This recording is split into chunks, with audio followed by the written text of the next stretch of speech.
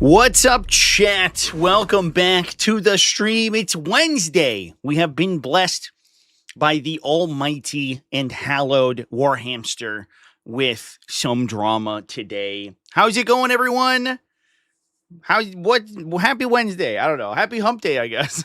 We've got some crazy allegations leveled from the Coventry GT. They went down last week. I talked about this on stream a little bit. I was actually going to do a video on it. The more I thought about it and did research into it, the less I was willing to do like a full researched video on it, because I think I'll talk about exactly why in a little bit. But that doesn't stop us on stream here from talking about the posts that have been made regarding this situation.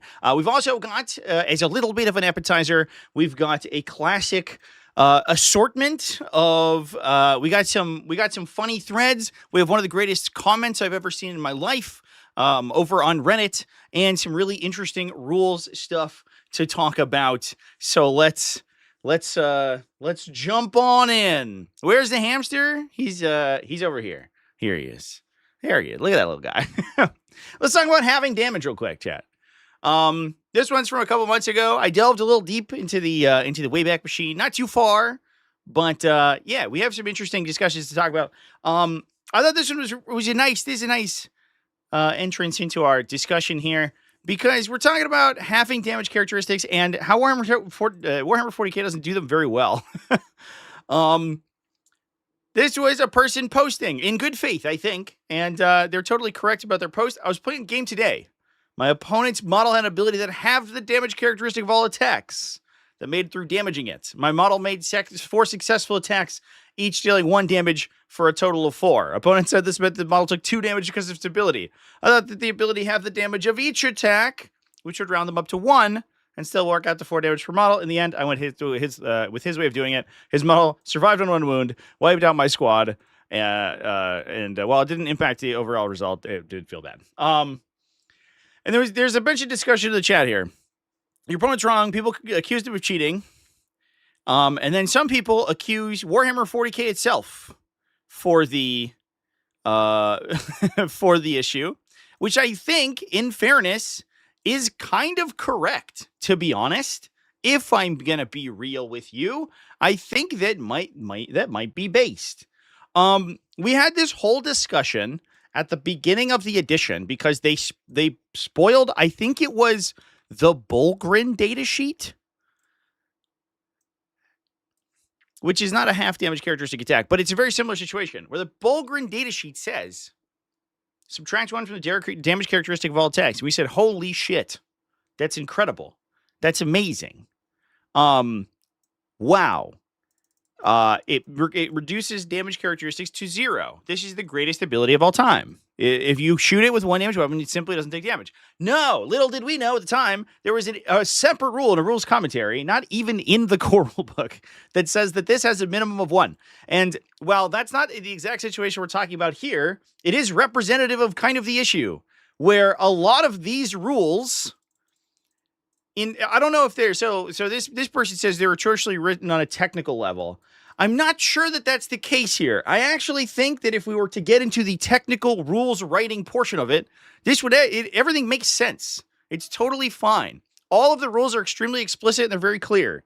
In the cases of characteristic modifiers, replacement effects, how half damage characteristic stacks with other damage characteristic bonuses. That's why we know for things like Melta attacks that add 2 bonus damage, you go through all of your half damage and damage replacement effects first.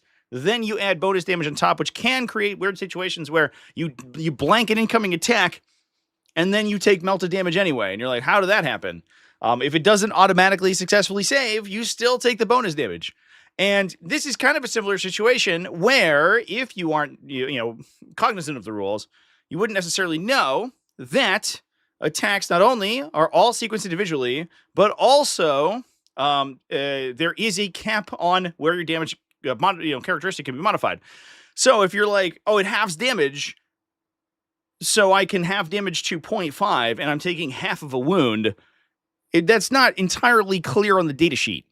You have to sort of like dive into the rules. And to be fair, I don't think it's that hard to to understand once you know. But unfortunately, it is a weird idiosyncrasy of 40k's rules that can create some problems, as we see here. So I don't know. I think that's an interesting situation. Now, to be fair, I do also think this is a little bit of 40k's problem because of the way it talks about attacks. Somebody on a recent video of mine commented irately. They were like, Warhammer 40k doesn't use sequence attacks. If you say it does, you're wrong and stupid, was essentially the gist of the comment. And I was like, that's totally correct. In Warhammer 40k, the engine of the game assumes that all attacks are sequenced and rolled individually. It actually is, in like, per the rules is written, if you're playing with only the core rules and none of the optional additional addendums, you actually can't roll all your attacks together. You have to roll hit, wound, saving throw, damage one at a time, because that's the only way the rules are written, and that's the only way the rules work. And the problem is that the core rules of the game, because it's this like legacy system from 40 years ago, that the core engine of which has never really been tinkered with beyond very sort of cosmetic changes, ballistic skill is now a plus number instead of a hard number that then references a chart that gives you the plus number. Now they just skip the chart. Like, that's not a real change. However, it's endlessly confusing and it creates so many rules issues when you have this instance where the game is played in one way, where you roll all your attacks together. This even happened on stream. My opponent fast rolled a bunch of saves and then went to reroll, and I was like, well, we fast rolled the saves. It's fine here, but in the future you should do it differently. And he got mad at me. He got argumentative. I don't make the rules, man. That's what the rules say. They say that you cannot fast roll saves for random damage characteristic weapons because technically all of those attacks have to be sequenced, because the knowledge of what your final damage characteristic for future attacks theoretically hasn't been discovered yet. That's still hidden information. So if you roll everything all together, you are gaining information that you wouldn't normally have.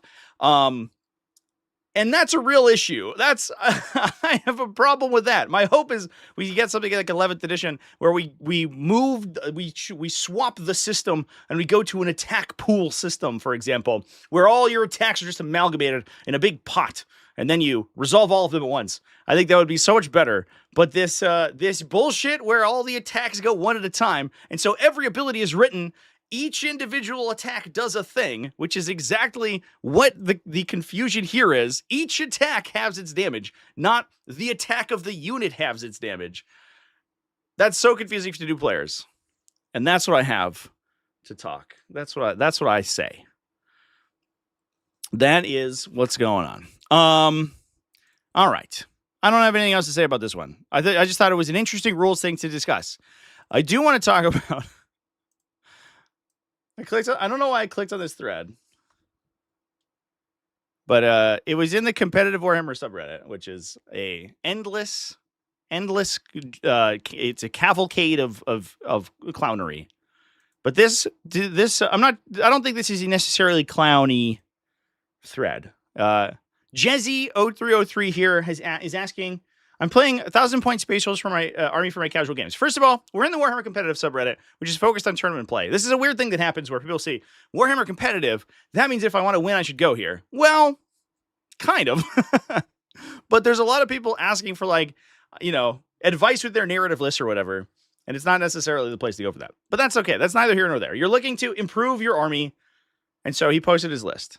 It's got head takers. It's got terminators. It's got a Redemptor Dreadnought. Honestly, it seems like a fine list. We probably want Ragnar Blackmane for the Blood Claws, but like it's as you got. I don't know about Grey Hunters, but you could take like Intercessors plus Incursors or something instead. I don't know. So there's a bunch of talk about it. Hellblasters are fun. Grey Hunters suck. Fair enough. Who's doing objectives? Oh, there's this guy.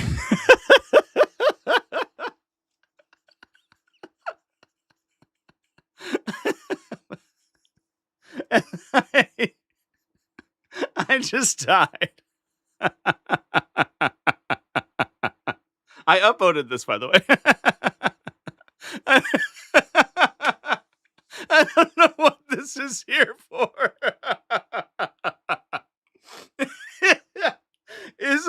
he's so bemused. He looks so mad.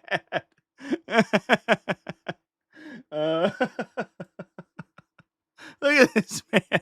He's done with your shit, dude. Me every time somebody submits Grey Hunters in the Space Wolves list, bro.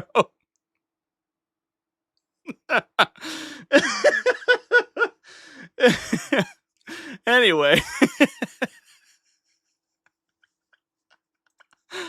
Jesse, the original poster says, what? We'll upload that too. You know what? Fuck it. I don't know why that killed me so hard, but it was incredible. That's the judge. Anyway, there's that guy. So he's there too. I hope that's not your opponent, Jesse. He looks like he's going to take no shit from you, bro. Anyway, yeah. So that's fun. We got some other ones. We're gonna rock into some tournament talk before we talk about our big post here.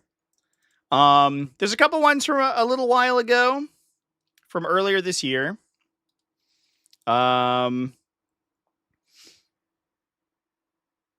Here's one of them. I don't know. We might have talked about this one before. I can't remember, but I can't remember it. So I think maybe the answer is no. Master Ad 9653 was at a tournament game last week. This is from earlier this year. It was pre Codex Knights. So it was at least 6+ months ago. It was probably 9 to 12 months, I think, is where Reddit like cuts off the 1 year thing. I was at a tournament last week. In the last game, I had to play against an Eldar player who started to play a year ago. My mindset was I wanted to win one game and chill for the rest. That's it. That's always where things get a little bit funny because you're like, I want to go 1x, or I want to go above half, like of my. I want to go like at least 50% win rate, right? 3-2, and then you get to 2-2, and you're like, this game is the difference between my victory and defeat for my self goal. And then you get like super competitive about it. And I think that's dangerous. Here's my motto. I'm going to give you some life advice, chat, free of charge. Reward success, but don't set expectations. Because as soon as you set expectations, you set yourself up for a bad time. And I think that's partially what happened here. Is this guy went, I want to win in one game. It sounds like he's in the final game and he's 0-2. And he says, I want to win this last game and then I'll feel happy with myself. I picked up a knight army because I like the models. Fair enough. This guy had a few problems with his armies, a few problems with the core rules, and the time was ticking. Beforehand, I had communicated I didn't want to shark him out of time. I needed about 30 minutes for my game. You are playing knight, so it makes sense. If I speed up. He can't take all the time he needs, but I will help with questions, give him some advice. The game took a little bit more than 3 hours, so probably beyond the round time, but if it's final round in RTT, sometimes they will give you extra time to finish that game. We really bonded during the game. He was a chill guy. Then the time started to become less, so we started running out of time. I communicated that his time was over. So this sounds like immediately. I'm a little worried because it sounds like we weren't using a chess clock. But this the OP here just sort of identified that his opponent was taking more time than him, which is probably fair. Eldar are kind of a high action count army. They're high unit count, and each of their units do a bunch of things. And so they do tend to take a little bit of time, less than you would expect out of like a big horde army that moves a million times. But it's still not the fastest army in the world. I would like to conclude the game. I switched on the timer and told that he should just hurry up so we can finish the game in time. During the tournament, I could have just told him not to roll any more dice. I guess so. At the end, the judge gave us 2 more minutes. In the stress, I lost track of my command points because we'd really sped up. I wasn't able to finish my last round. Due to this, I wasn't sure if I was able to auto-pass a leadership test. My opponent claimed I didn't have the CP. To fail the leadership test would result in a draw. To get it passed would be a win. Due to the time, I didn't have the time to discuss this. Otherwise, we would both get an auto loss with 0 points. That's a That's a oftentimes if you time the judge just like ends the board state at that moment, or like, you know, scores the end of turn and then ends the game. Auto loss with 0 points is a real War Machine. That's a War Machine and Hordes like timeout condition. That was a funny back in that game. You almost always played on chess clocks. It got to the point in the community where you started to play on chess clocks in casual games, which has got a little contentious. I don't know. But the rules were from the official rules packet that if you timed out, both players immediately lost. So because you immediately lost, your strength of schedule, which is the primary tiebreaker, would be lower because your opponent had no wins. So it was never in any situation advantageous to time out. You literally scored higher if the round was going to end and you just conceded to your opponent on the spot. Because your opponent would get the strength of schedule, you would get the tiebreaker from it, and you would retain your victory points till that point. It was a bizarre rule, and so I don't know if it stayed, because I guess everyone just started using chess clocks, and then there was never any contention about it. But if you didn't use chess clocks and you timed out, it was a weird situation where you should, in your own interest, you should concede even in a winning position, because to time out and have that adjudicated by the judge is dramatically worse for you. With the timeout, I didn't get time to discuss this. Otherwise, we would both get an auto loss. I didn't pass the check. Is it bad of me to be angry for him on him for this outcome? I should have told him I didn't want to play with him in the future. Oh my God, I actually didn't read this sentence. And I respectfully told him I didn't want to play him. Respectfully, sir, fuck you. I hate you. Go away. And I mean that respectfully. With the utmost respect, chat. I hate you. I never want to see you again. Don't show your face around here. Here's the first comment, which I love.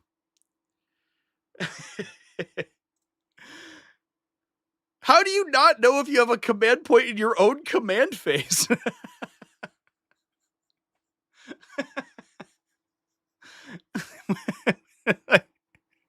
Which I think solves the whole problem. Wait a minute. Why did you like roll over? My opponent claimed I didn't have the command points, but it was my command phase. You get a command point at the start of the command phase. So unless you spend it before you go to Battle Shock step, then you have one. As people pointed out, I think in this state, I think there was a comment about it. In this state, basically the only thing that you can do is shoulder the burden. So if you didn't shoulder the burden, I can't find the comment now. God damn it. I guess we could search.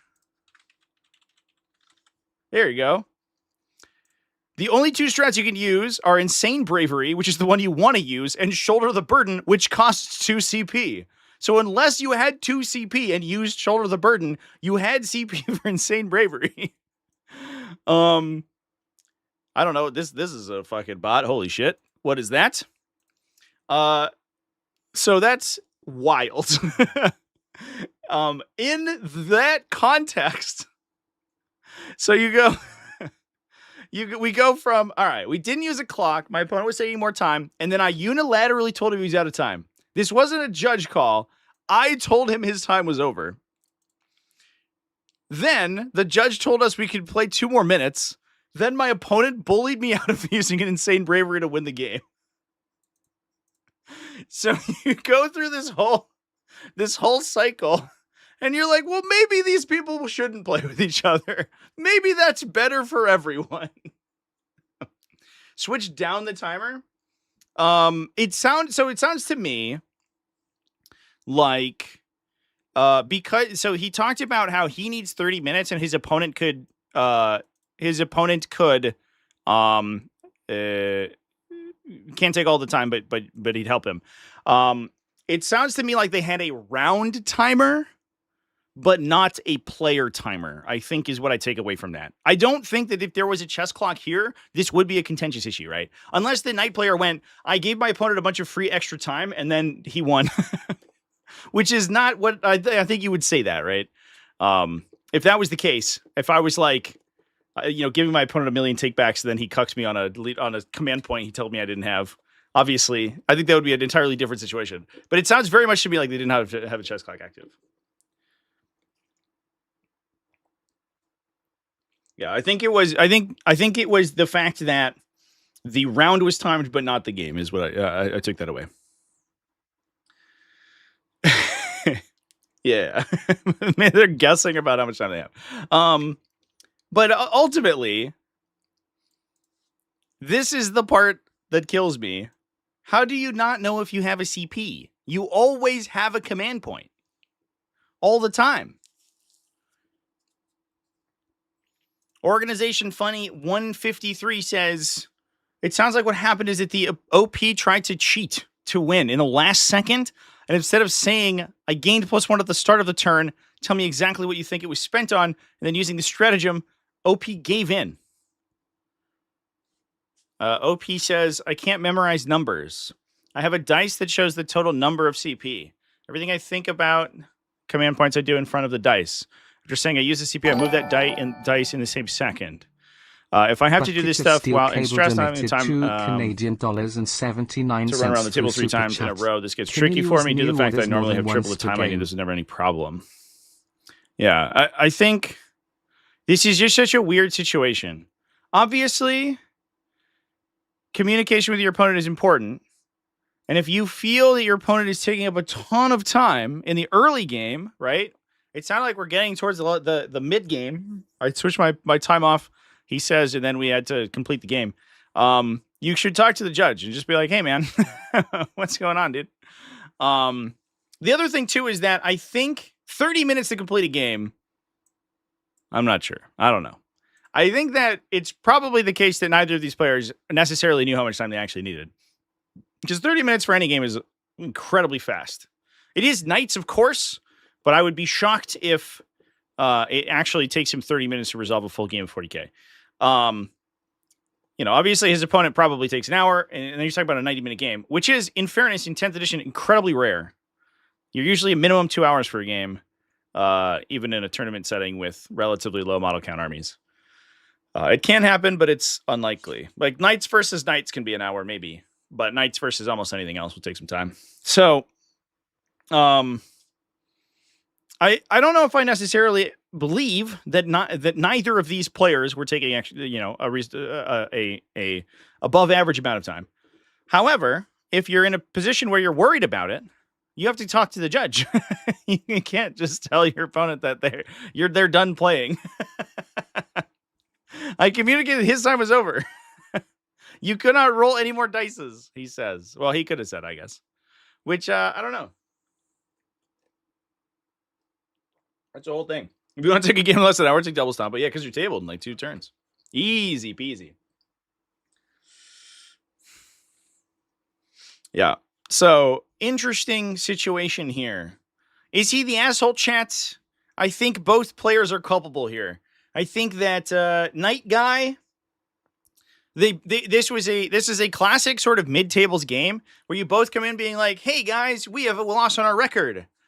Let's have a fun game because it doesn't matter anymore. And then you realize, wait, I could win. And then suddenly the gloves are off. It no longer becomes a fun game anymore. I think that this time thing definitely is a knock against Imperial Knight guy.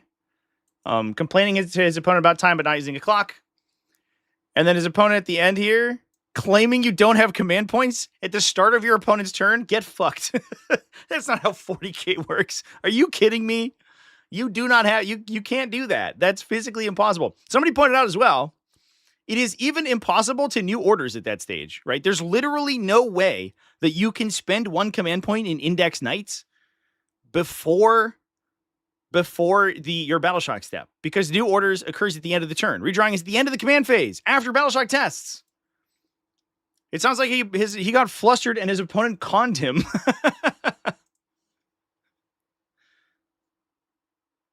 So anyway, ban both players. The nuclear option. It's the only way to be sure, apparently. So anyway, that's That's an interesting situation. It sounds like a game that came down to time and got really contentious, and no one comes out the winner. Everyone has a bad time. Here's an interesting one. Speaking of knights, we can talk about more knights. You guys want to talk about knights? Let's talk about knights. This thread is appropriately called "My Opponent Quit Immediately." Speaking of knights, the classic knight experience. I just love playing knights. My games are like 30 seconds because my opponent sees 3 despoilers with Gatling cannons and fucking leaves. By the way, I'm playing that on Friday with the Imperial Fist. We'll see how it goes. My friend group is doing a round robin for fun. I've struggled to play a faction in 10th edition I enjoy. Glittering Promise 65, you and I are birds of a feather, my dude. I like playing demons because I have big monsters and they go up, down. All the other factions are stupid. Except Chaos Knights. I played a few games versus the newer guys and destroyed them. Chance. Guys, my favorite faction is the one that's only super heavies because when I play new players, I beat them really easily. Good. That's a good mindset to have. We're starting strong with this thread already. The other players then told me not to play knights. I decided that for 10th edition, Chaos Knights are the only faction I like. And I decided to play them for the rest of the remaining rounds. I'm interested to see whether, so this is 3 months ago. When was the Chaos Knight edit? It was it June? The big update where all their points got doubled? Or was it October? Or it wasn't October. Was it September? I can't fucking remember now. God damn it. But if this was pre-nerf Knights and you had you could play 6 super heavies, he also mentioned this is on Tabletop Simulator. So you can play whatever you want, right? Edit we were playing on Tabletop Simulator. So he could just be playing Infernal Lance 6 or Lords of Dread 6 super heavies.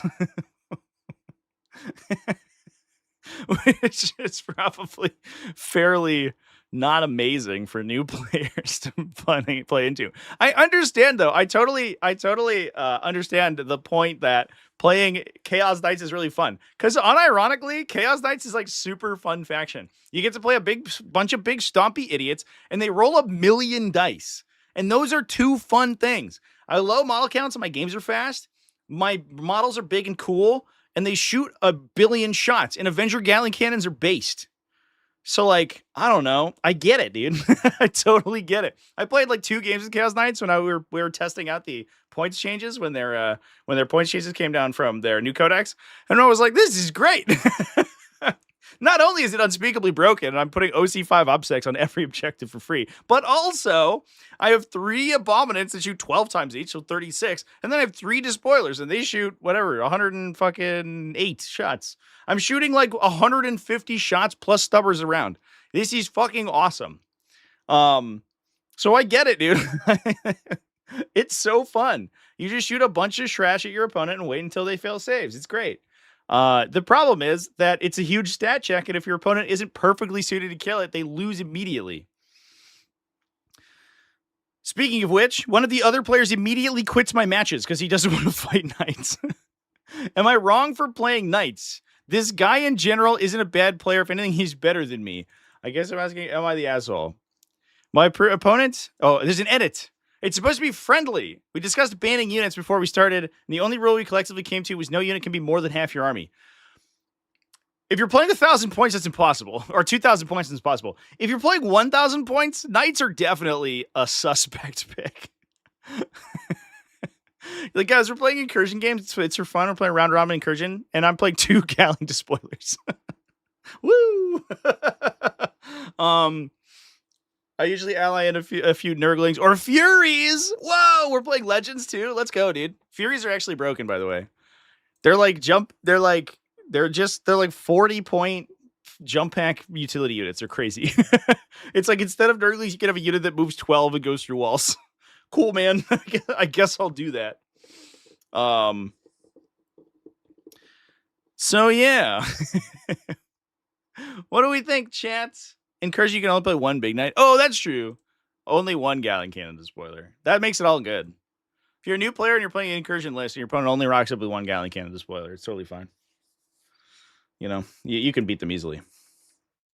That's somebody was like asking a question in one of my getting started videos, and they were like, for these incursion armies, how do you score secondaries? And I was like, my dude, I think incursion's about just hitting your opponent in the face and killing them because everyone just brings one big thing and then you have to kill the other person's big thing. That's generally speaking how it works. And if they don't, maybe they score better than you, but you just get to dominate primary because you have a big thing and they don't. So, I don't know. Case in point, here's a Night Despoiler. Whee! Ryan G donated $5 all the whores of Malta. Can we talk about the Great Trockening? What a username. To highlight Jesus my Christ. point, This is the general Warhammer 40k subreddit, by the way. With the search an term absolute Wrath of the Rock. dumpster fire. Why should somebody, except for the miniature posts, they're amazing. Why should somebody be forced to spend hours doing something they won't enjoy? Maybe you're just not fun to play with.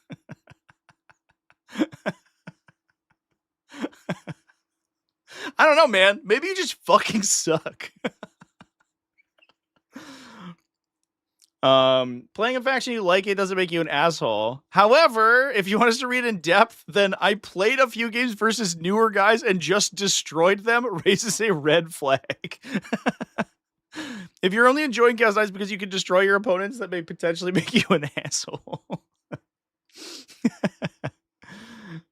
And then he said, I like mechs and chaos. Downvoted. Thanks, Reddit. You're the best. Oh, man. I have to find my chat window, chat. I'm sorry. Oh, Ryan G, thank you for the super chat, by the way. I don't have my headphones on because I keep hitting them with my hand, so I missed the super chat. Can we talk about the Great Rockening? So we can look... Dude, yeah, I got another. So that's so funny. We talked about this on stream yesterday. You know, Warhammer competitive. We search Wrath of the Rock. The Great Rocketing. And we search by new. Hammer of Avernai. Okay, not what we wanted. Dark Angel. This isn't that much. It's mostly within a month. I don't know. That's less than I expected, to be fair. Oh, did I miss another super chat? Oh, shoot. Bucket of Steel Cable. I totally did miss your super chat. I'm sorry, man. I apologize. I got to pay more attention. I had accidentally minimized my chat window, so I wasn't looking. That's my bad. Can you use new orders more than once per game? You can. You could not in Pariah Nexus, but you can in Chapter Approved. They turned off that thing. They turned off that whole deal. Absolutely, you can. Yeah, which is great. It makes it smooths the deck quite a bit. I wish they give like first player like a turn one redraw or something, like a mulligan. I think that'd be cool as well. But anything that smooths the deck is better for me because like obviously Warhammer 40k is already a game with a bunch of RNG in it, right? You're just rolling at saves, you're rolling advanced rolls, you're going first, you're deploying first. Like there's a million things where the outcome of the game can turn on its head because of RNG. Chaos and what you don't want to have it do is be change my mind. Contingent on the cards as well. And so anything that smooths the card draw, I think, is better. One of the reasons that I think 9th edition actually had some stuff going for it, because it's the secondaries were not RNG based at all. Although I think that the tactical secondaries are more fun and interesting, because your tactical secondary draw can be like really swingy, right? You're like, oh, I need an 11 to win, and then you're just like, oh, you sabotage and cleanse, let's go, I'm gonna score 11. It's very exciting. You get cool gameplay out of that. Let's go! Chaos Imperial Knight players are either lazy or cheesy. Changed my mind. No. Chaos or Imperial Knight players, there's 3 versions. There's 3 versions of Chaos and Imperial Knights. Some of them are cheesy. Some of them are lazy. Or some of them, I don't want to say lazy, but some of them enjoy lower model count gameplay, which I think is totally valid. And some of them just like the huge canvas that the miniatures present. If we look at, this is my, oops. If we look at the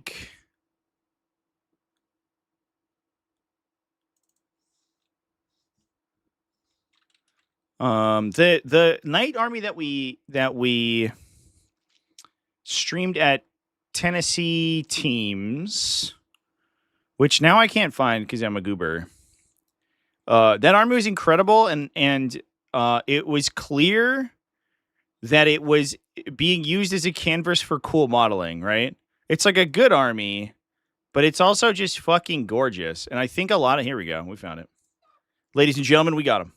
Look at this shit, chat. This is Danny Atkinson, who I saw again at TEO a couple weeks ago, which is great. Danny over here, rocking this fucking incredible knight army. Some people just like this shit, dude. So, and I think Games Workshop leans into it quite a bit, because Games Workshop, they look at this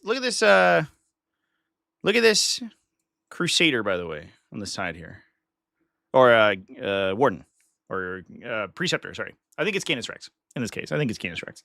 Either way, it has a huge carapace, right?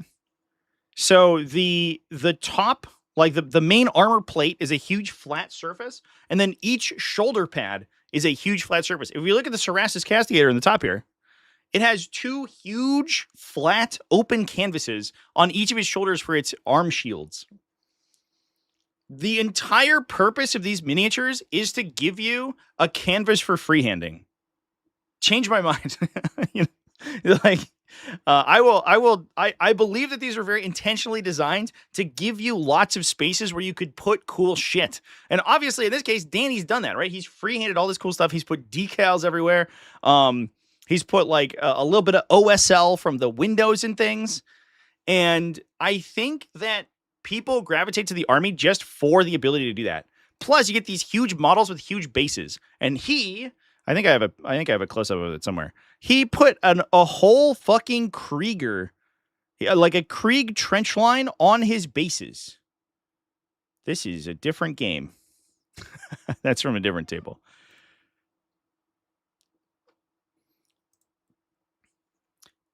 All his bases are built up, and they have trench works on them, and there are Krieg guardsmen inside the trenches firing out. Not this Knights army. Give me a different Knights army. God damn it. That's so fucking wild, dude. And I think people just enjoy that shit. I don't know. Just leave it primer gray. Easy. Absolutely.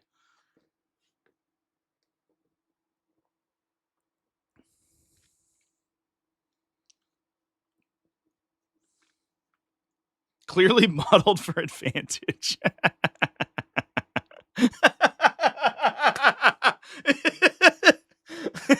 Judge, my opponent built a meticulously detailed trench line on their bases, which increases their model height by an inch. Can I get him disqualified? That happened at WTC, right? I think I was talking to one of the judges. I don't want to throw them under the bus or anything. I was talking to one of the WTC judges, and they said someone had called their opponent because one of their knights was on a scenic base that raised its height by a half an inch, and because its height was raised, the WTC large ruin walls are constructed specifically so that a knight doesn't see over them, but because he was on a rock, he could.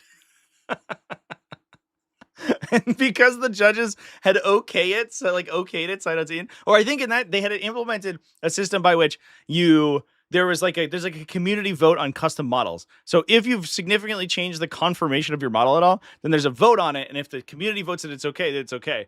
And so they voted on it, and they said it was okay. And then this knight just was fucking shooting over walls the whole tournament, and people were like, "Wait a minute, wait, what are we doing here?" It's like the same deal. I don't know. True line of sight's a fucking cancer. Turns out, we're all aware. We've known this problem has existed for a million years. It's the tactical rock. He said, I was saying it was modeled for advantage because he has 10 Krieg. You're like, what's your OC? And you're like, 10. And I'm like, isn't that like a Crusader OC 8? And he's like, nah, fam. I'm OC 8, but I have a Krieg guy. He's OC 2. If the officer I also have modeled on my base issues him duty and honor, he's OC 3. And he shoots a las gun. Pew pew. too strong, dude. Too strong. Also, we get classified as a swarm now. To go back to Ryan's point, though, I do think there is a lot of discourse around Wrath of the Rock. A lot of people fucking love Wrath of the Rock, and to that point, I got a comment literally like 2 hours ago asking for a Wrath of the Rock breakdown. Which is I'm probably going to record this week because I have so many people asking for it. It's certainly a thing that happens. Let's just search rock. Does that help? And then sort by new. Oh, we get a million Votan videos. Magnetized so he can be removed when they take wounds. Perfect. Absolutely. All right, chance. WOTR. And then everyone, it's also all War of the Ring posts. No, it's nothing. Should get competitive War of the Ring back. Still uses tree line of sight though. Trash. All right. So we talked about funny nights.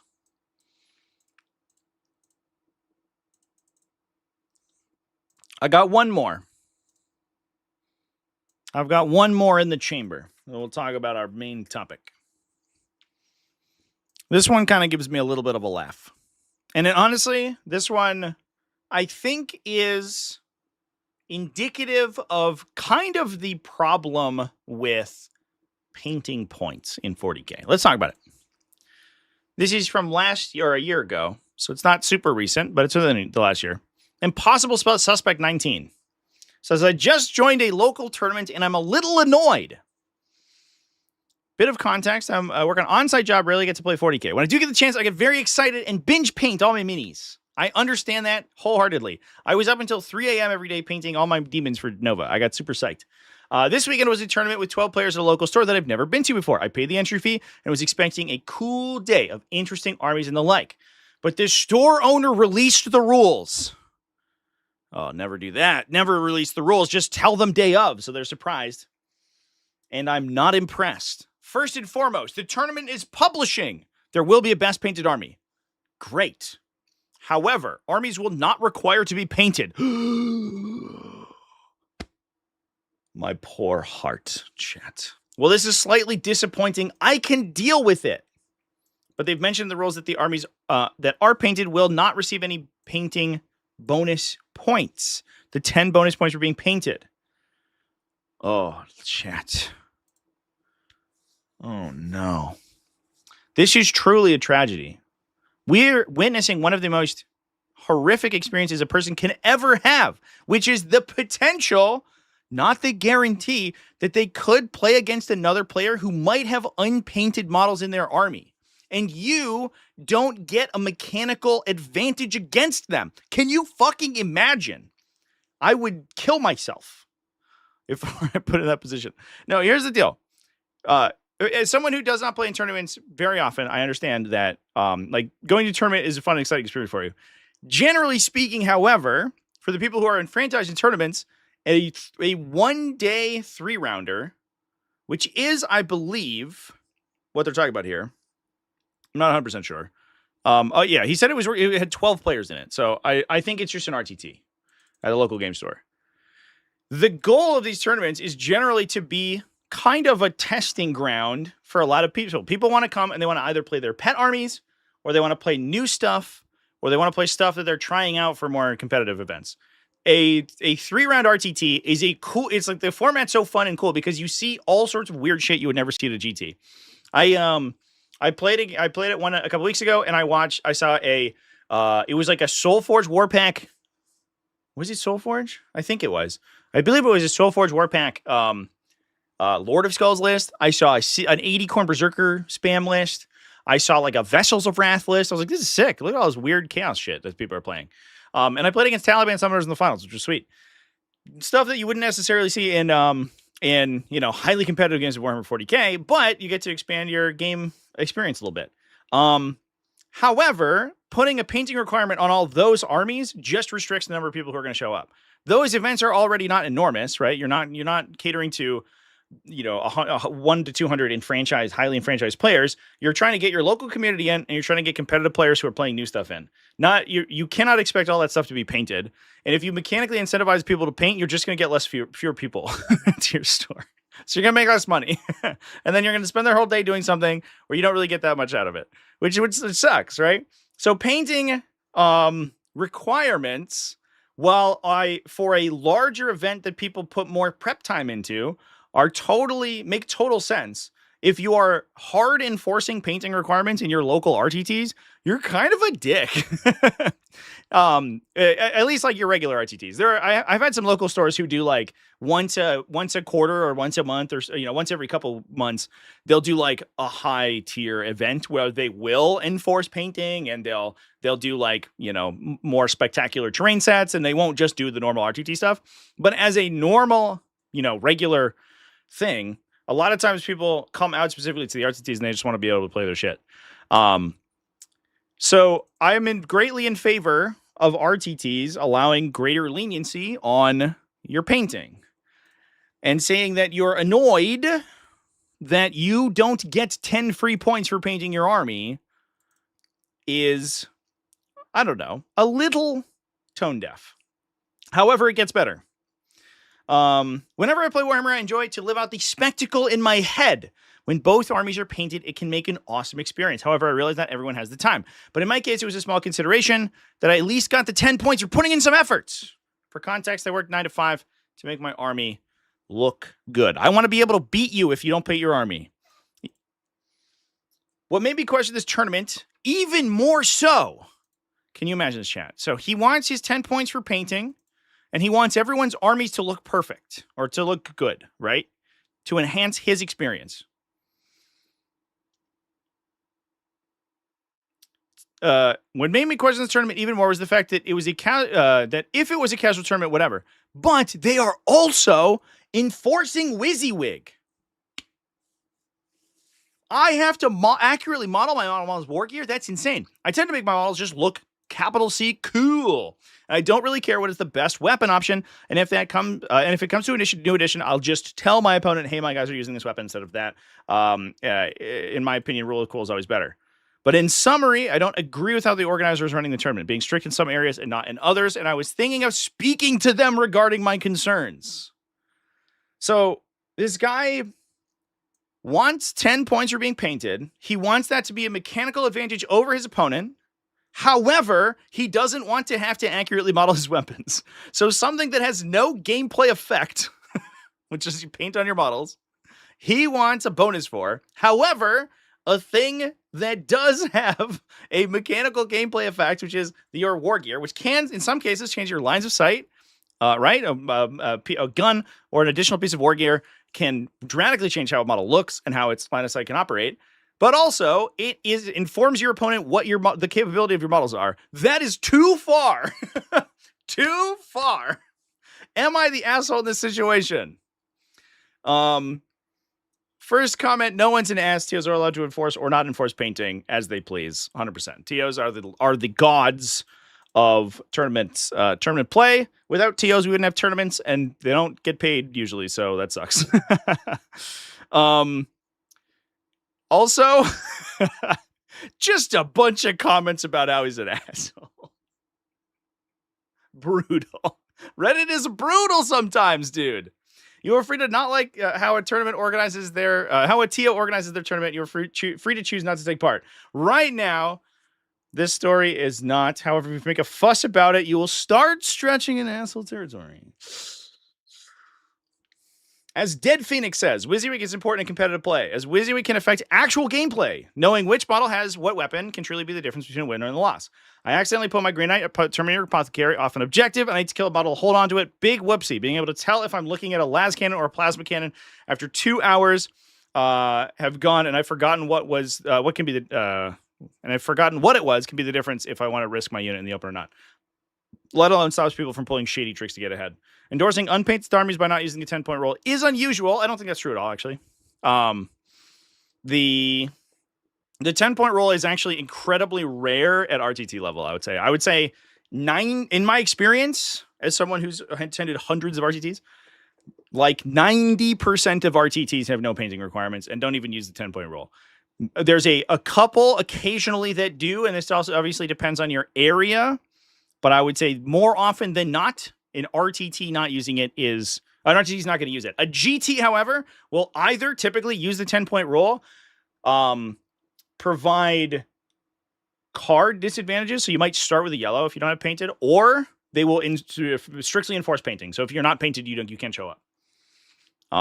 In some cases, I think that happened at Battle for Salvation. Actually, I think somebody showed up with an unpainted army and got like yellow carded day one because the rule was technically painting required, and they were like, "Oh, I'll just play without the 10 points." But the TO's like, "Hey, man, the rule's painting. It's not 10 points for painting. It's you must be painted, and you are not, my good man." So I think they basically yellow carded him every game. I think he was unable to win prizes or something. It was pretty serious. For a big event that's like 150, 200 people, that is a huge showcase. For sure, I'd do that. The people who are going to that are preparing weeks in advance. However, for an RTT that you might show up, you might decide on Friday to show up the next day. Painting requirements just drive people away. It also helps new players. Yeah. Helps you if you're new. It helps you recognize like weapons and unit types differently too.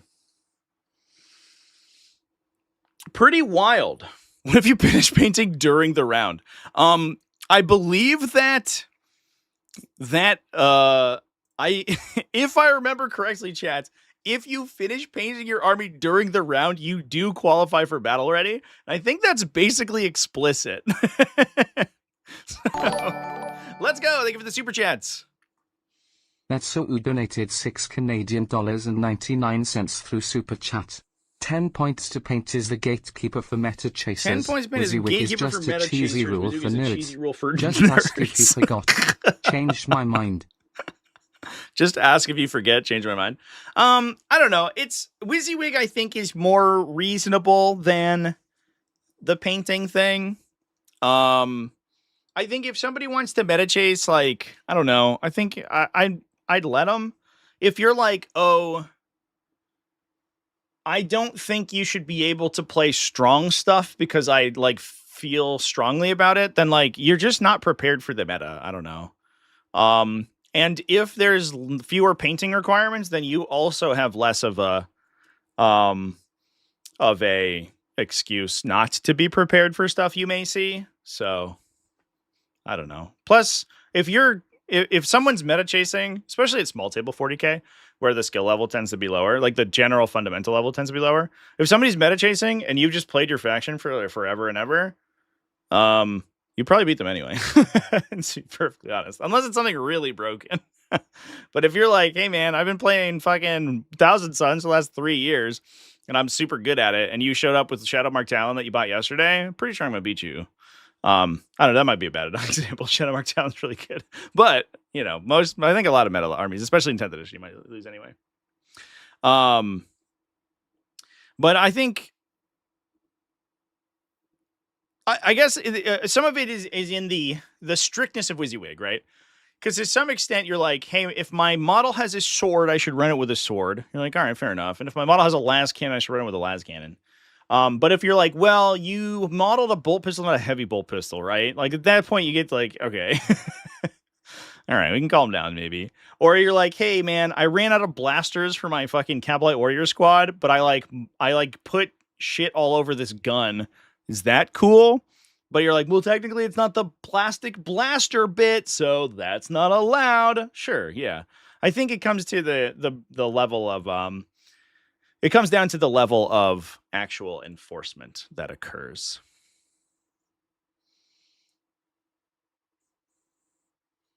Want painted because it's nicer to look at for the 3-hour game. Yeah, for sure. I also think, too, that, like, Warhammer 40k, while in some cases it can be very cinematic, I think that there's this idea that, like, Warhammer 40k is this, like, wholly narrative game, and you certainly can play it that way, but that's not typically how tournament games end out. And I would say Warhammer 40k actually does a really bad job of being a cinematic game, right? It doesn't What am I trying to say? It doesn't incentivize you to play your models in a way that makes any fucking sense at all. It doesn't incentivize you to position them in ways that are thematic or realistically appropriate, right? See, case in point, every tank turning around, so it's easier to move them. True line of sight is a disaster when it comes to that kind of stuff, because suddenly, instead of like peeking our guns around corners and things, we're trying to draw line of sight from an antenna that's sticking out somewhere, or the end of our heavy stubber that's sitting out of the back of my repulsor or something. So I think that if the only reason you play 40k is for the spectacle of it, I think that either you have to join or create a community that's very invested in that, or you need to go play historicals. Like Warhammer 40k, unless it changes, the core rules of the game are not conducive to narrative play or thematic play almost at all. And I think, in my opinion, that's a problem with the core rules. That's an issue. I mean, we can go all the way back around to fucking the phase system and true line of sight and all this bullshit that makes it so that you play in a stupid way that doesn't make sense. But that's basically how it works a lot of times. So it's not a game that works as a spectacle in a tournament format. And on top of that, if you are going to a tournament in order to indulge in a spectacle, you are trying to enforce a standard of play on your opponent for your own sake, right? If you're like, I want to show up to a tournament in order to look at games that look cool, and your opponent is like, that's not the way I enjoy interfacing with the hobby, right? I like modeling. Some people just like putting models together and then they just spray paint them and they leave them. Or I enjoy the tactical aspect of the game. They are totally valid for engaging in that side of the hobby. And they shouldn't be, in my opinion, mechanically disincentivized to participate for not enjoying a generally unrelated aspect. And so if you're trying to go to tournaments just to play against painted armies, you're basically trying to impose your own expectations on your opponent, which I don't think is the right thing to do. Near the end of War Machine, there were no requirements, and you can say anything represented anything. That's super not right. What? There weren't painting requirements. That's true. Which I think to some extent was a reason that the game was successful, which was unfortunate because War Machine did actually have. War Machine did a lot to make itself look really bad. To be fair, it was like at the end of the day, at the end of the like game's lifespan, and it's coming back. I know it's slow. Steamforged games do a lot.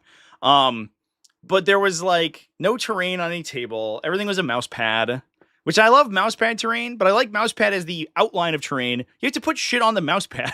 You can't just leave the mouse pad. It looks like shit. So there was no terrain on any table and everything was unpainted. And while to some extent it did encourage people to jump into the game without having to impose a lot of additional hobby time requirements on them, it did make it look really bad. That thing though that War Machine did do is that it strictly enforced that your models had to face the correct direction. And I had a conversation with a friend of mine who's an event photographer, and he got hired by conventions all the time. And this conversation has resonated with me for the entirety of my sort of tabletop gaming experience. And he said, "Oh, I love taking pictures of War Machine games. They're so cool. There's always big things, and they're always looking at each other. And I cannot photograph 40K because in 40K, all there is a cone of guys huddling behind a building and then a bunch of tanks that are facing opposite directions." And I was like, that's so true. 40K, as it's currently written, looks like dog shit. It's the least thematic game ever written because it has all these old legacy mechanics that just don't jive. Whereas you look at a game of War Machine with a bunch of colossals on the table, and there's these big fucking monsters, and they're all like fighting. I don't know. But I do agree, War Machine did not do a lot to incentivize people from coming and playing. The other thing too, though, to that point, is that War Machine strictly enforced WYSIWYG. At least until the point that I played it. I think after I left, there were some supply issues and they started to get more and more lenient with it. So I don't know, post like 2017 or 2018, I don't know what the metagame looked like. But if you showed up with a model that was supposed to represent another model, a lot of times you just got DQ'd. It was like, a lot of it was, coming from like trading card games and stuff where they were just like, nope, if you don't have the correct miniature, you're fucked. Get out. Even if it was something stupid, like, my officer in my unit is actually like, I just converted this guy instead of buying the officer model. Nope, you're done. Get out of there. Crazy. It was wild. The level of enforcement that they did, at least in large tournaments. Anyway, chat. He could photograph Old World. I think he did. That was pre Old World though, when I talked about that. But yeah, I don't know. Anyway, let's talk about Coventry. I've edged you long enough. Let's talk about the big thing.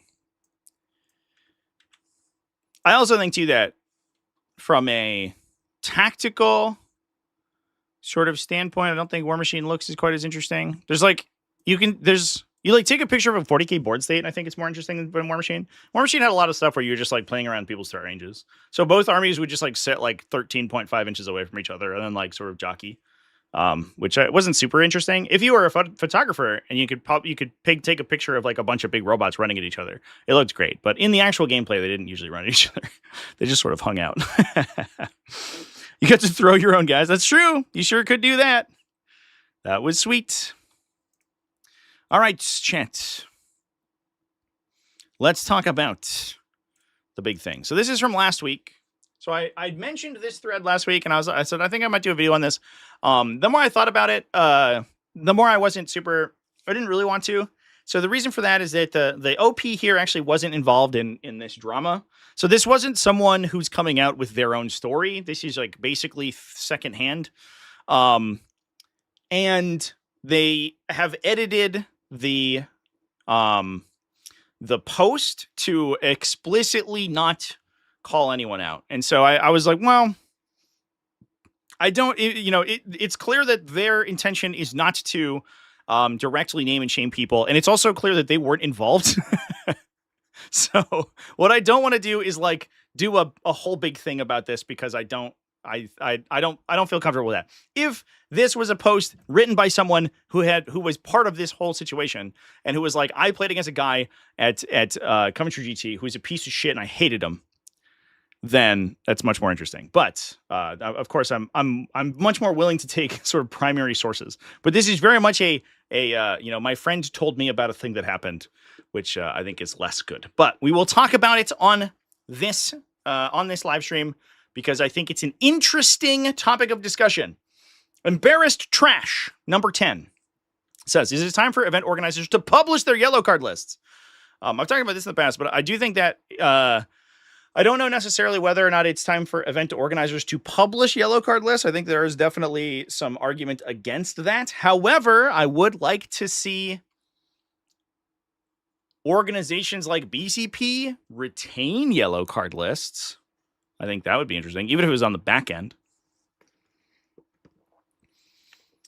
A friend of mine had one of the most negative gaming experiences I've ever heard about at the Coventry Major this past weekend. So this was, for context, this was the event that was, it was essentially like, I think about a 500 player event in total, but it was split into a 2-day and a 3-day event. So you could play the 3-day event. It would go Friday through Sunday, and there was one winner. That was Skowky, by the way, who won that one with TacticalTortoise. Big shout out to them. There's also a 2-day event that went only Friday, Saturday, and there were more undefeated players, but it was worth less accolades because you didn't play as many games. You didn't play to a single undefeated. And you could choose whichever one you wanted to be in. Although I guess they restricted you from joining the 3-day, playing, and then jumping into the 2-day, I guess. That used to happen all the time, but I guess it's done now.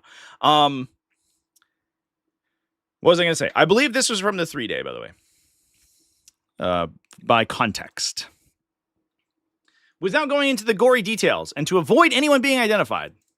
One of the reasons I didn't want to go into this in super great detail, because they specifically did not want anyone to be called out here. My friend played a player from a very well-known, top tier and successful team here in the UK. Said friend caught them in a game-losing mistake. I wish they talked about what it was, because I want to know, what is the mistake that loses you the game on the spot? I'm so interested in that. It makes me sad. That would be really cool. They called a judge to make a decision. When the judge was on their way to the table, the player from the well-known team says, I'm just going to change the table state in my favor and lie about it.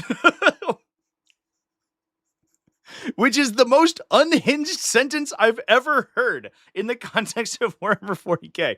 This happened, by the way, at LVO years ago. I believe that I made a video about it when it happened, and I can't remember the people involved now. It was so long ago. But I'm sure if you go back through my old drama channels, my old drama videos from fucking 5 years ago, I think this happened at LVO where a player. There was a contentious board state where, like, I think it was a model on an objective or something, and and one player said, "Hey man, your model's not on that objective. You're not controlling it." And the other player said, "Yeah, it is. I think this. I don't know if it was an objective, but it was something where the model's position was very important. It was very pertinent to the game state, and they were like, it's not, it's not there. It's not, you're not in range or whatever the situation was. And so they called the judge, and the judge is walking over the table, and the player in question just picks up their model and moves it. And the judge just immediately red cards them. They were like, are you fucking kidding me, bro? They had already been yellow carded previously, and I believe they had been yellow carded for the dumbest reason. They had been yellow carded because they registered a team that they weren't a part of so that they didn't get paired with that team in round one. Because best goes pairings, if you don't change any of the default settings, if you register on the same team as other players, it will not pair you in the random draw in round one. So all your team can play other teams, and then round two onwards, once tiebreakers come into play, you're eligible to play against your team again. But people would look at the best teams in the game, and they would just change their team submission to join that team, is so that they didn't play them early. And so this player did that. The team went, hold up. He's not part of our team. So LVO, because he had altered the pairings essentially in his own favor, they yellow carded him for that, and then he fucking moves a bottle while the judge is like standing next to the table. I think they're walking over the table, and he moves the bottle. Playing Tyranids in 10th edition. It's a game-ending mistake that results in auto loss. There was just no way. So that's the only other time I've heard anything like this happening before, where if you call a judge, the player's just like, I'm just gonna fucking move the bottles. Fuck you. Without proof, the judge couldn't make a fair call either way, so both players ended up being punished, which is wild. That's crazy. The sheer audacity for the player to pull that behavior seems wild to me. I don't want to talk about exactly what happened because it identifies the game, but they basically like neutralized the game score essentially. So they effectively didn't report the game result, if essentially. So the players didn't get credit for the game, which is crazy. That's an insane ruling, by the way. That's without knowing exactly what they were called for. I don't know, because I don't know if like the player in question here. Oh, Ryan, thank you for the super chat, by the way. I missed you again. You've been found guilty of playing Tyranids in 10th edition. Bro. You've been found guilty of playing Tyranids in 10th edition. It's a game-ending mistake that results in an auto loss. Dude, so the video I posted this morning, which I'm okay. I don't know. I was going to say I'm very proud of, but I had to re-record a bunch of it because I kept leaving things out. And so I was up until like 6 a.m. this morning re-editing it. I edited it like 20 times. I thought it was going to be an easier video, and then it took me a long time. I'm just really bad at math is part of the problem, too. I ended up doing a bunch of math I didn't need to. But there's like 5 comments on there from like people like Tyranid players who are like, what's a reroll to hit?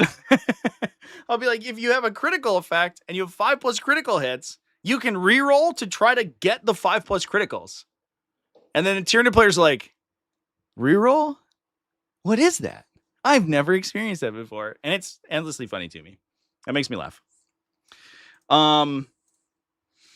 This is why photos of the table state are so good. That's so true, actually.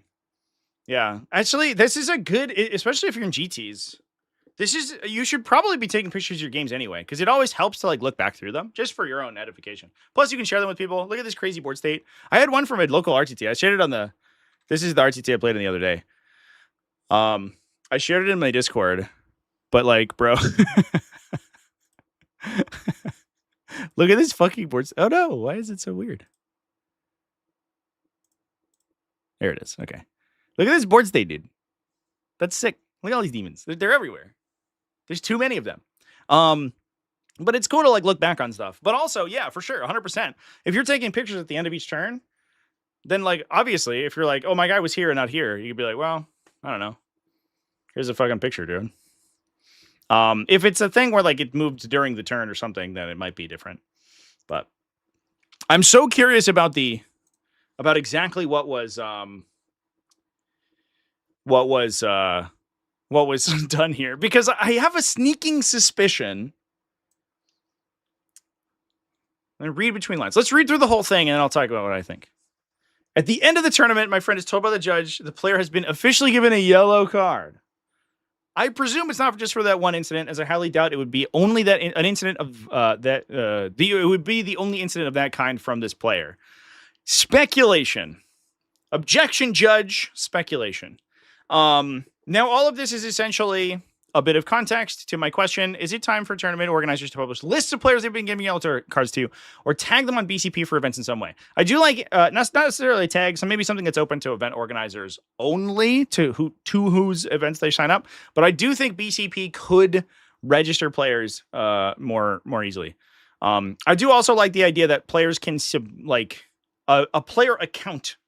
Not necessarily like, either can be tied to a person, or it's just the account number and that's what gets us submitted to circuits. And that account can accrue at least like, notices or whatever about events that have previously carded them. And then at least to just let TOs know, right? I think that would be good. I don't think I'm sort of coming around to the fact that I'm not 100% sure it should be public, but I do think it should be. TOs should have access if you sign up for their tournament. If you sign up for their tournament and you have like 5 red cards in ITC events, you're like, well, I don't know, man. Using the guy in the story as the above example, how is this person? What's up, kitty? How is the next person that plays him supposed to know he's on a yellow card? And should probably scrutinize his gameplay a little more than normal. Certainly, it's fair on the opponents of yellow-carded players to have a heads up there on a warning.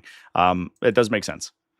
Here's the kicker. If the list was made public, I guarantee you'd end up with fewer people on it and fewer issues to deal with. I know personally, if I ended up paired into a yellow-carded player, I'd want to know so I can keep them in check before something like this happens. It can be resolved at the table. Yeah, for sure. Here's the thing, though, chat. The judge decided to equally punish both players in this situation. And this was apparently a game-losing mistake.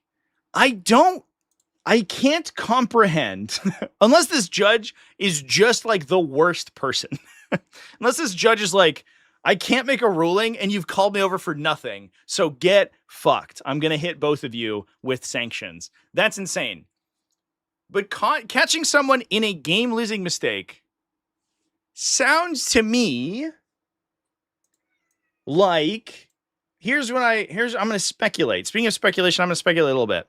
It kind of sounds to me like they maybe triggered a reactive or something that would have like taken an objective by like a millimeter. You know what I mean? Where you're like, oh, I'm going to try to stay out 9. And then you go and you're like, and your opponent measures and they're like, oh, you're in 9. I'm going to trigger my reactive.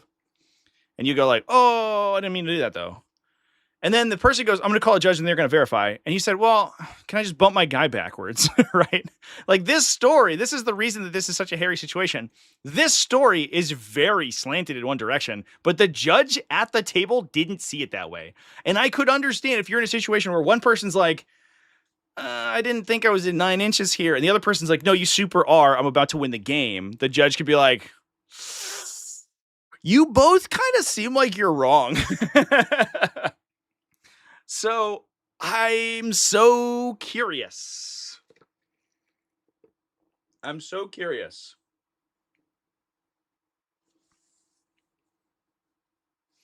only way to see this happening is OP's friend argued and made a scene. Yeah, that's what I agree as well.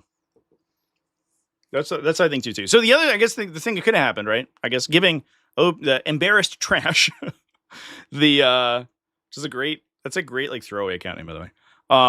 The benefit of the doubt here, right? What could have happened is that his friend goes, "Hey man, you did a thing wrong or whatever. And now I'm gonna win." And the other player goes, "No. I'm gonna move my models to stop that." And then the original player goes, "What the fuck?" and just like throws a hissy fit about it, which is obviously not the correct response, clearly.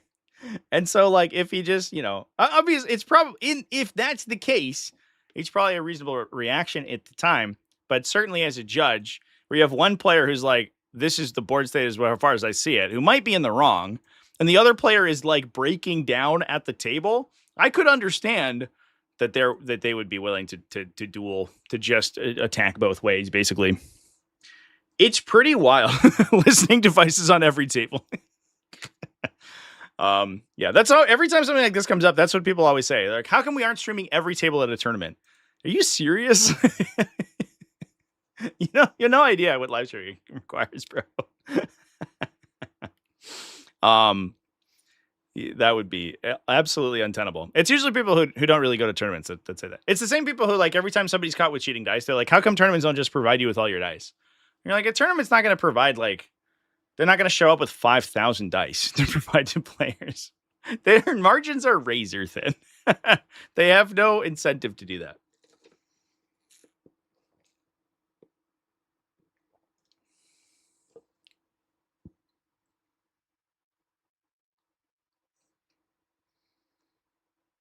Eight-bit sweater, your friend Owen has 8 yellow cards and he's not on a list.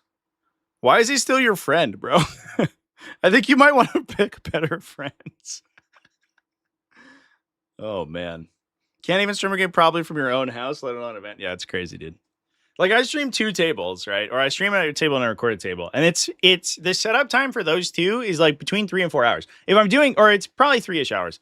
If I'm doing a team event, which is 8 tables, or between 5 and 8 tables, it's probably 4 to 5 hours of setup. In order to do that. You want to stream or record 100 tables? Are you stupid?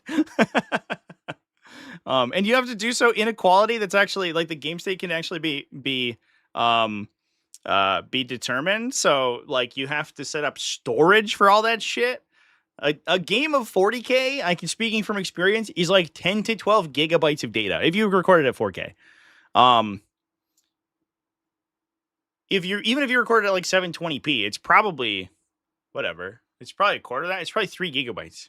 And so each table, you're generating like 15 to 20 gigabytes of data per table. And you want to do that for 100 tables?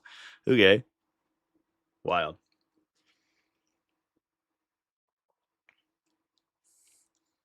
I have a tournament where you can only go if you have a GoPro. If you wear the body cam, the TJ Lanigan special, the body cam. Yeah, let's go.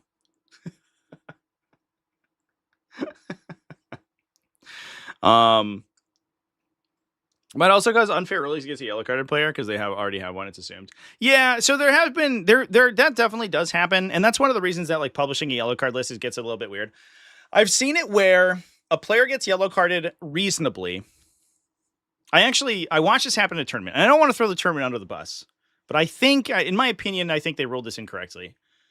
Where a player was yellow carded because they misplayed a rule. And I know why they misplayed the rule. Somebody, messaged me about it after the time, and it was because there was an error in the yellow scribe, or the new recruit data file for a model that it had different weapons on it. So they pulled up their list of new recruit and they said, "I'm going to double check my weapons." And then they played it and they were wrong because they didn't look at an official source. They looked at new recruit and new recruit was incorrect.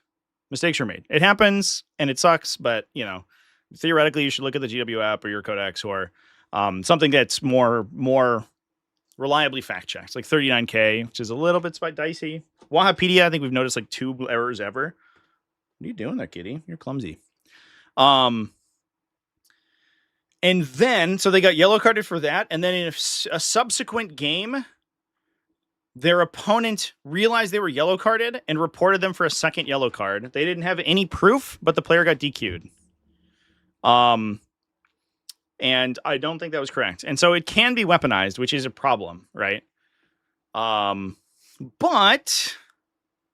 if it's a situation where it's less public, it's, that will not happen quite as much.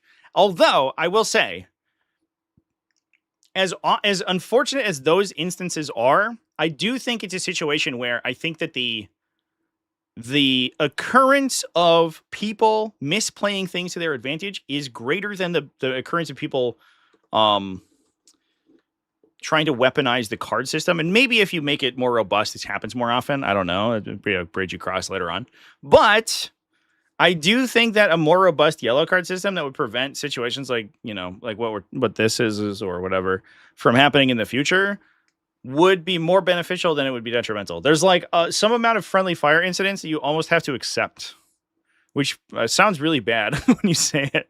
But, I think to some extent there is a little bit of a culture in 40k of letting people get away with it just because they're like that. And at some point, it's going to happen where a player who is in that category, and I'm not necessarily saying that the players in this context are, but I think if you know, right? There are players who are relatively high profile who basically make it a point not to know the rules and then weaponize their own ignorance of the rules to gain advantages. And it sounds like this is essentially what the OP here is accusing this player of doing. Of essentially like basically farming advantage with the knowledge that yellow cards won't stack on them. I don't know if that's actually what happened, but at some point that's going to happen to someone in a very public place. And, we're going to have a whole discussion about it because I do think it's a cultural that needs to change. And I do think that a more heavily regulated yellow card system where you can utilize it to, beat these people over the head with their own rules, is beneficial, even if you get situations where the system gets used against other people. The yellow card aura doesn't stack.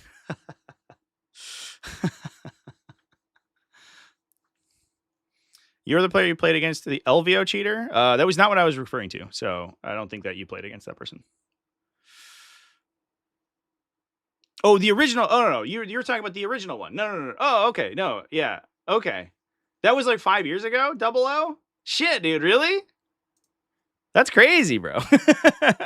That's insane. If you have that in the situation, you don't have to name any names, obviously, because I don't even remember who fucking did it. It's in my video. When they got red carded, but I don't think that was a very good video. I was not very good at making videos like 6 years ago.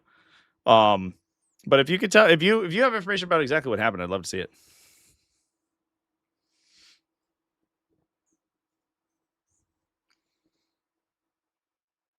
We had a board state problem. The judge got to the table and the offender kept adjusting your model's coherency. Wait. They moved your models? I didn't even know it was your models.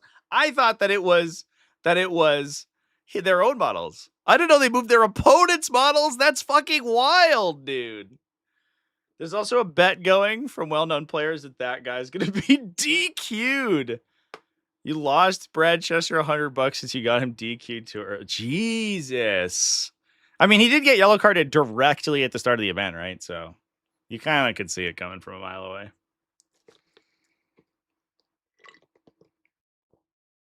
Yellow card should go on your legal license.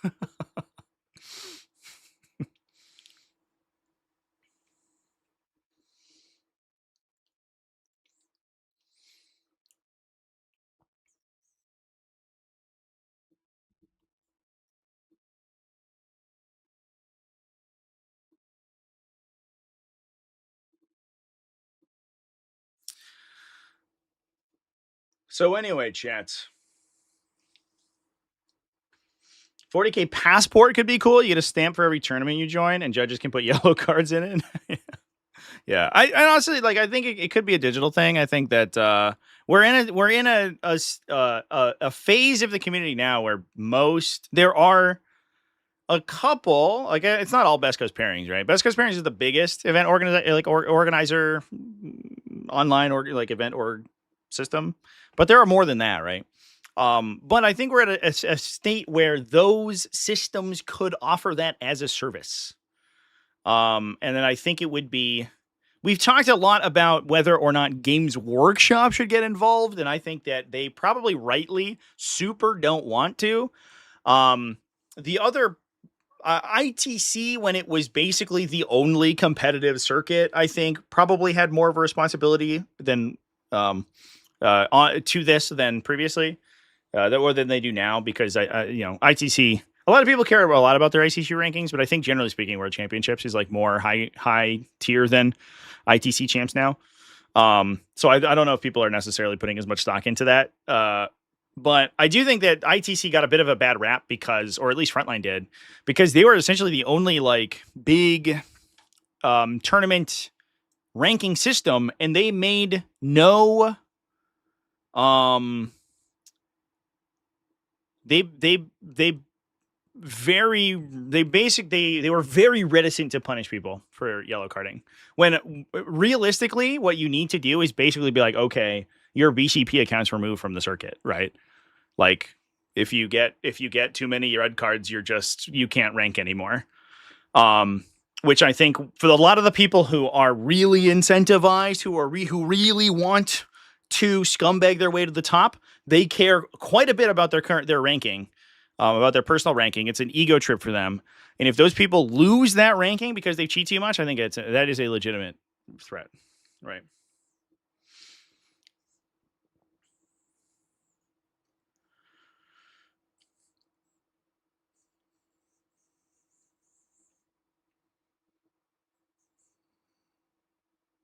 But yeah, anyway, that's the whole thing. That's the whole situation that they're talking about right there. GW needs WotC style tracking for players. It's not third party. Yeah. But I mean, given like Games Workshop themselves don't even want to showcase their own world championships. Games Workshop super doesn't want to touch this with a 10-foot pole. Games Workshop wants to present the illusion that the game is perfect at all times and everyone always has a good time playing it forever, right? And retaining a card list or a ban list or something would go directly against that idea. So Games Workshop, there's no chance in hell Games Workshop does it. I think, in my opinion, it would be on the best place for it would be the event organizer sort of systems, like the event hosting systems. I think that's the best place for it, because that's also where like all the rankings get held, right? Best Coast Pairings runs that, or they host the ITC rankings. They have the algorithm for it and built in their system. You submit on Best Coast Pairings. If you wanted to ban people from ITC, you could do it through BCP. I don't know if I would say that they have an obligation to do so, but I think it would be neat if they did. Hell, I would fucking join a Patreon for that shit. I think that'd be sick. I don't even think that it should necessarily be public. I just think it should be given to TOs.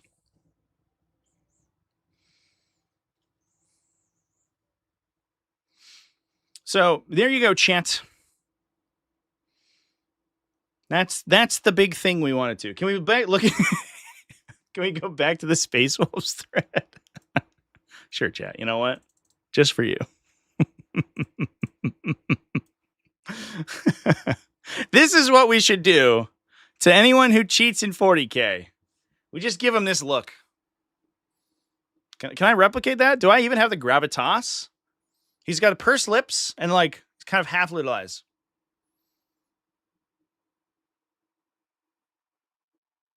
It's perfect. It's so perfect. We give them a shirt for free with that guy on it, and they have to wear it.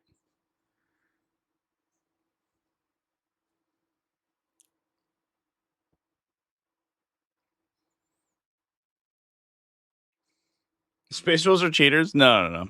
If you've just joined the stream, by the way, this is a funny thread I found. Somebody was just looking for advice on a 1,000-point list, and a guy just posted this as a response. And no one understands why, but I did upvote it. Oh, and other people went and upvoted it too. It used to be -4. Incredible. Not a shirt that could hide teams they're organized with. Give them a hat. It's a hat, but this dude, it's like it's a pop-up, you know, with the little spring. And so it bounces around. So you can see him in a crowd. You see all these people. And this guy is just looking down over them disapprovingly. Make a Discord emoji. This is going to be a Discord emoji. That's a great idea. I'm taking this picture. Sorry, Repulsive Mood. Wait, his name is also Repulsive Mood. Is that perfect or not? What the fuck? That's the name of the emoji, by the way. Repulsive Mood 4183. That's a perfect Discord emote. Incredible. I love it. All right, chat. That's what I had to talk about this week. That's all the drama. Those are the controversies. Those are the little tidbits that the Warhamster has given us today. So, I want to thank everyone for coming and joining. Appreciate you all for hanging out with me. Message to let him know that he's been emoji. Yeah, for sure. Of course. I hope that he knows he's been memeified. Because this is a perfect response. I should have, in terms of content, please go watch my video on critical hits this morning. I spent a lot of time on it, so I appreciate it. Also, I should have a video on white scars coming out very soon. Hopefully tomorrow, but it's at my editor right now, and so we'll have to see. In addition to that, I also have a game on my Twitch calendar scheduled. It's going to be tonight at, I believe it is 8 p.m. U.S. Eastern time. So it's about 4.5 hours from now. That will be Sisters versus Admech. That's a commentated game. So that's a T5S2 pod finals, which should be fun. So we're going to watch that tonight. Please come hang out with me over there. There is the link to my Twitch. I've placed them in there. And, yeah. Anyway, I'll see you all over there in a couple of hours. Otherwise, keep it classy, folks. Have happy wargaming. All that stuff. And I will see you back on live stream here on YouTube back on Monday. We're also... Let me do this real quick. Exclamation point Discord if you're not in the Discord, by the way. We are most likely going to be doing some watch parties for the World Championships. So if you're interested in World Championship content, I'm probably going to be hanging out. I'm going to make a channel in the voice channel section. And I'm probably going to be hanging out in there for at least a significant portion of World Championships. And I'm sure other people will come hang out and we will talk about World Championship stuff in the Discord. So please come hang out in the Discord. We're going to go do that. But otherwise, keep it classy, folks. And I will see you in the next one. Thanks, everyone, for coming and watching. Cheers. Have a very happy Warhamster Wednesday.